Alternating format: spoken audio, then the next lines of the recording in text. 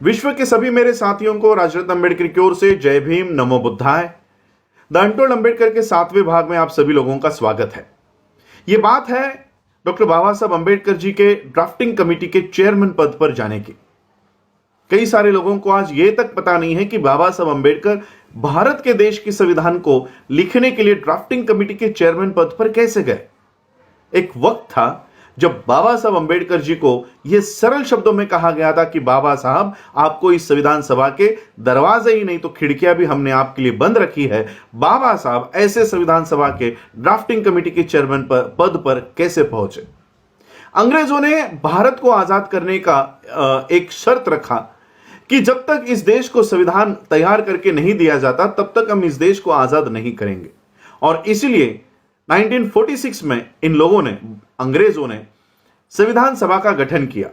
298 members की यह संविधान सभा, ये 298 मेंबर्स के लिए चुनाव होने वाले थे और चुनाव से जीतने वाले सदस्य ये भारत के संविधान को बनाने की प्रक्रिया में शामिल होने वाले थे। बाबा साहब को इस बात का पता चला। बाबा साहब ने बंबई से इस संविधान सभा में जाने की तैयारी की।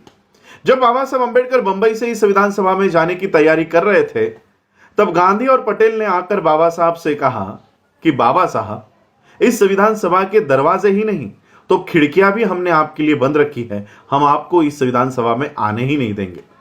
बाबा साहब व्यथित होकर यह सोच रहे थे कि किसी भी हालत में मुझे इस संविधान सभा में जाना चाहिए। अगर मैं इस संविधान सभा में नहीं गया तो इस देश के लोगों के लिए सुरक्षा कवच तैयार नहीं कर पाऊंगा।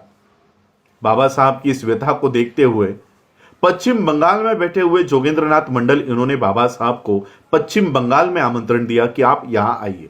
और पश्चिम बंगाल के मुस्लिम लोगों ने और वहां की रविदास कम्युनिटी ने बाबा साहब अंबेडकर जी को वहां से चुनकर इस भारत देश के संविधान सभा में भेजा। 298 मेंबर्स की यह संविधान सभा 9 दिसंबर 1946 को इस संविधान सभा का कामकाज शुरू हुआ और पहले ही दिन का कामकाज इतना विवादास्पद है कि वहीं से झगड़े शुरू हो चुके थे। नेहरू ने कुछ मुद्दों के ऊपर वहां पर अपना प्रस्ताव सबमिट किया, उस संविधान सभा को दिया और संविधान सभा में कुछ मुद्दे पारित हो गए, लेकिन कुछ मुद्दों के ऊपर बहस छिड़ गई। कुछ मुद्दों के ऊपर बहस छिड़ गई और वो बहस इतनी तीखी बहस थी कि वो बहस झगड़ों में रूपांतर हो गया। डॉक्टर राजेंद्र प्रसाद इस संविधान सभा के चेयरमैन थे। 298 मेंबर्स को जब अपनी बात रखने का मौका मिलता तो 2 दिन के बाद और केवल 5 मिनट के लिए वो मौका उनको दिया जाता था।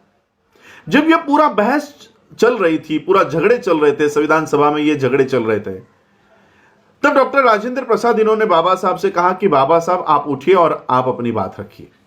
बाबा साहब ने देखा कि इतनी बहस चल रही है, इस बहस में मुझे कौन सुनने वाला है, मेरी आवाज तो इस बहस में दब जाएगी। लेकिन फिर भी बाबा साहब खड़े हुए और बाबा साहब ने जो स्पीच दिया है, यह कॉन्स्टिट्यूएंट असेंबली के उस सारे किताबों में यह मौजूद है। बाबा साहब कहते हैं कि आज एक तो मेरा बोलने का दिन नहीं है, मेरा मौका आज नहीं है, वो कल है, लेकिन फिर भी इतने झगड़ों में, इतने बहस में आपने मुझे खड़ा किया है तो मैं अपने इस मौके का पूरा फायदा उठाऊंगा। 5 मिनट का समय बाबा साहब को दिया गया था और जैसे ही बाबा साहब ने अपनी बातों को रखना शुरू कर दिया, जो सभागृह शोर कर रहा था कुछ ही क्षणों में शांत हो गया और बाबा साहब क्या कह रहे हैं इसकी ओर कान देकर सुनने लग गया। 5 मिनट का समय बाबा साहब के पास था, आधे घंटे तक बाबा साहब का भाषण चला और जैसे ही बाबा साहब अपने आसन पर बैठ गए, पूरे सभागृह ने ताली बजाकर बाबा साहब का स्वागत किया। उन तालियों में एक संदेश था कि हम 298 मेंबर्स में, हम 300 लोगों में एक व्यक्ति इस सभागृह में ऐसी मौजूद है जो पूरे संविधान सभा का काम अकेली कर सकती है। ऐसी व्यक्ति इस सभागृह में मौजूद है और वो है डॉक्टर अंबेडकर। बाबा साहब ने धीरे धीरे पूरे संविधान सभा का कब्जा कर लिया, ताबा ले लिया। कोई भी सवाल हो, कोई भी मुद्दा हो, कोई भी बहस हो, पूरा सभागृह बाबा साहब के पास देखता कि बाबा साहब अब आप इसके ऊपर हल निकालिए। लेकिन ये बात नेहरू को हजम नहीं हो रही थी। नेहरू सोच रहे थे कि यहां से तो बाबा साहब अंबेडकर जी के प्रति लोगों का आदर बढ़ते जा रहा है। नेहरू ने वहां पे एक षड्यंत्र किया।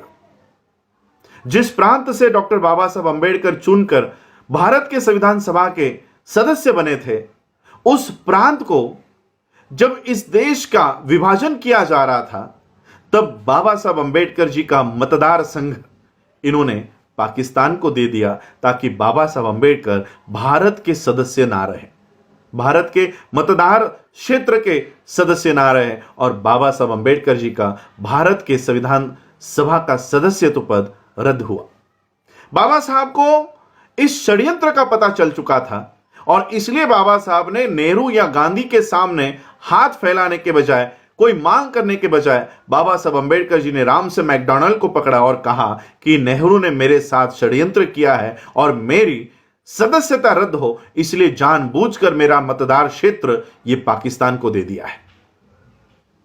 रामसे मैकडॉनल्ड ने नेहरू को बुलाया और नेहरू से कहा कि जब तक आप डॉक्टर अंबेडकर को भारत के संविधान सभा पर फिर से चुनकर नहीं लेते, तब तक आपके देश को कोई आजादी नहीं दूंगा। ये सीधे शब्द में ये रामसे मैकडॉनल्ड ने नेहरू को कहा, और नेहरू की ये मजबूरी हो गई कि अगर आजादी चाहिए तो बाबा साहब को संविधान सभा पर लेना होगा। और फिर नेहरू ने अपने एक कांग्रेस के सदस्य से इस्तीफा मांगा, और वो इस्तीफा दी हुई कुर्सी बाबा साहब को दी। बाबा साहब फिर से इस भारत के संविधान सभा के सदस्य बन गए, और देखते देखते बाबा साहब अंबेडकर पूरे भारत के संविधान सभा के ड्राफ्टिंग कमेटी के चेयरमैन पद पर गए। 2 साल 11 महीने 18 दिन तक लगातार बाबा साहब अंबेडकर जी ने एक एक आर्टिकल को 15-15 दिन व्यतीत करते हुए, बिताते हुए इस देश का ही नहीं, भारत के देश का ही नहीं, विश्व का गौरवशाली संविधान बाबा साहब अंबेडकर जी ने 26 नवंबर 1949 को डॉक्टर राजेंद्र प्रसाद इनको सौंप दिया, और भारत को विश्व का गौरवशाली संविधान प्राप्त हुआ। जय भीम, जय भारत, जय बुद्ध।